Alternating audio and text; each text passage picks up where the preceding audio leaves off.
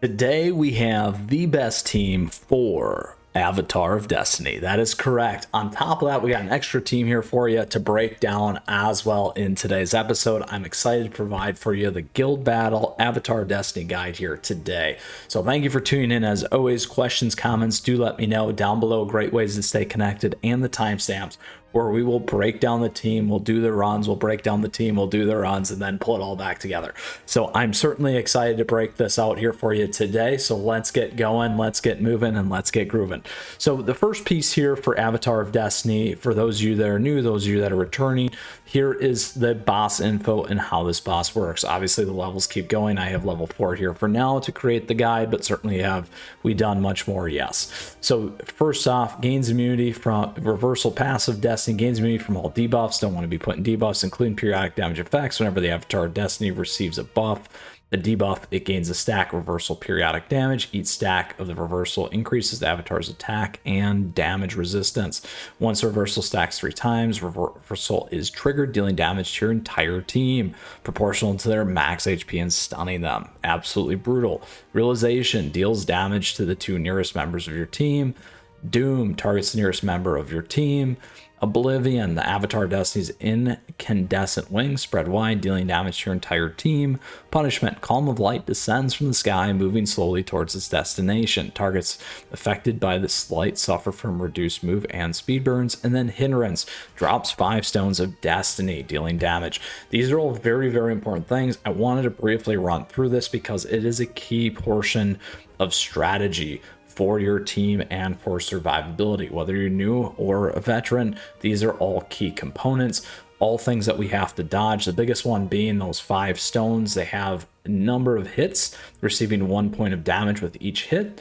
They have stacks. They need to be removed for your team to move up safely, being a big difference and thing for survivability and taking down the Avatar of Destiny. Now, typically, I believe it's about 2 resets, and we will certainly walk through that if we can make it happen. So with that, the first team that we're going to break down is a popular team, one that's a little bit easier to pull together as well, and a very interesting one nonetheless. So this particular team here has our friend Blossom Cherry, we have Rye, we have our friend right here Blackberry Cookie being a common one, we have Oyster Cookie, and last but not least we have our friend Pomegranate Cookie as well. So we're getting the healing off Pomegranate, additionally attack. Here a very nice one with Blackberry Cookie, single hit damage but plus 20% crit for 8 seconds, increasing that attack damage, getting the crit off for our team, being very useful and powerful there nonetheless. Rye being single hard hitting target damage for us. We have our lovely Cherry Blossom here for the rain, giving a lot of different hits and helping us get past a lot of those stones that get dropped. Similar here with Oyster as well. And we are picking up the additional crit boost and all those things. So we got tons and tons of crit between these two, really for single target hit damage for Rye. And really nuke damage from that perspective. So wanted to call those pieces out. In terms of our treasures here, we have Old Pilgrim Scroll. We also have the Order's Sacred Fork. This gives us additional damage against bosses, and then reset here on cooldown for all jellies. In terms of toppings, here's what we got. We have reset with our chocolate chip or choco chip sets here for the cooldown percent. We also have that here as well for Blackberry. We also have that for Oyster. We have damage for Blossom and damage for Rye, all being very big things. Now you can go on and check the other guides out here for deeper dives and for the rationale on each of these cookies. That is available to you, but I wanted to run through that at a high level. This team is primarily an auto team as well. So those are all big things that you can think about. The biggest one though is if you are going to do timing, you can keep Cherry Blossom's Reign alive when the tombs drop. So let's go ahead and take this team out for a stroll in our guild battle here for Avatar of Destiny. Again, a little bit more of a easier put together team, an auto team for you here, and one that has been popular for Avatar of Destiny. Just wanted to share that here with everyone here today. All right, let's see how we do. So again, there's that silence. Here's the big piece, making sure that we can get all this stuff off. Losing our main damage dealer there. And again, being a little slight in terms of trying to get through these blockers. But again, there we go. Oh, it's going to be close. It is going to be close. So there's the second tomb drop that we had talked about. Do we live? There we go. Get through, get through, get through. One more hit. Oh. Boom. 2% left. We'll do one more quick run with this just to clear that one out with our next team. Perfect. So wanted to give you that as an option, as something that can work well for your team and your guild in terms of how you want to progress, and one that's on auto as well. We gave you some of the strategies to consider, particular Cherry Blossom when some of those things are dropped, that you can certainly keep in mind. All right, now to move on to the key big damage dealing team that we have here for Avatar of Destiny. A little bit different setup. This one in particular, we have Macaroon at the front. We still have Cherry Blossom. We have our lovely Squid Ink. We got Cream Puff, who certainly became more stronger with the Magic Candy, and then Rye still as the key components of our team. Now, this one in particular, when we run, if you are not on auto, the way that you can think about it is dropping Macaroon at the beginning, getting the additional abilities there, crit, those kinds of things for the rest of your team. You hold on Squid Ink until the first time those tombs get dropped, then you can drop Squid Ink right on those tombs. Typically, you got to wait for the third one, and then that's going to up the damage and the quick hits and taps against those for those things to remove and move your team forward.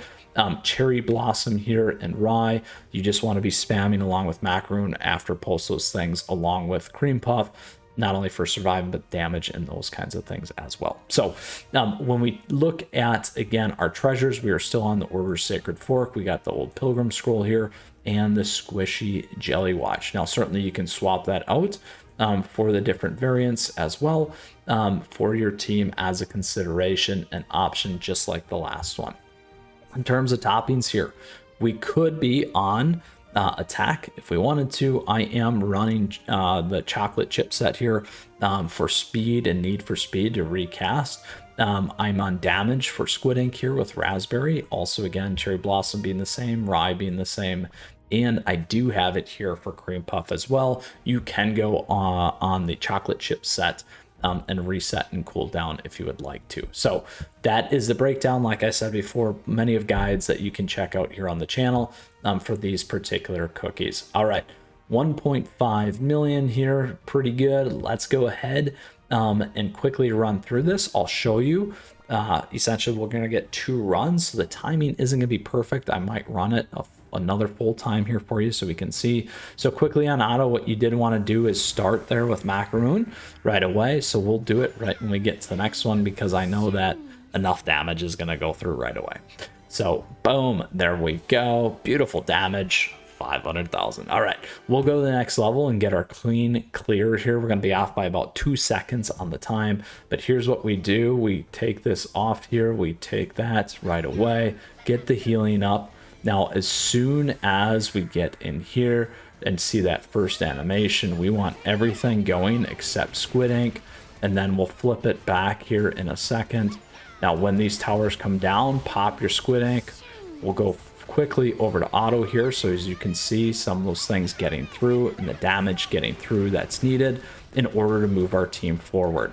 Now, again, you can let Squid Ink hit here because you're going to have enough time on the reset before the next drop of the 3 tombstones here, which you will see.